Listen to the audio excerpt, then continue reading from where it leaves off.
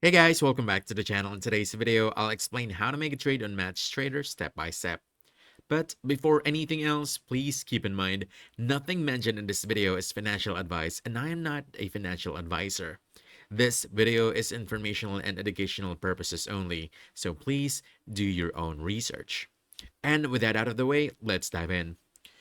First, go ahead and open MatchTrader and make sure you're on the Trade tab at the top, right over here. Now, this is usually selected by default, but if not, just tap on Trade. Next, you want to look at the left-hand side where you'll see a list of trading symbols. From here, you can choose what you want to trade. So, for example, you can tap crypto and select something like Bitcoin.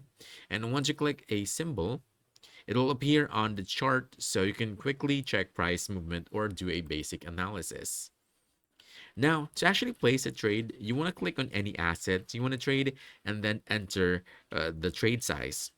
You can use the plus and minus buttons right over here or simply type the amount manually. After that, you want to choose whether you want to buy or sell. Then click the button. And just like that, your trade is now placed. You can see your active trade listed under open positions at the bottom, right over here. And if you want more control, you can click on advanced order. From here, you can choose between market or pending orders, set stop loss and take profit. And you can also adjust your risk mode.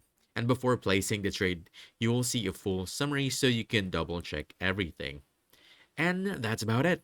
That's how you make a trade on MatchTrader. So if you found this helpful, don't forget to hit that like button, subscribe for more quick guides, and I'll see you in the next one.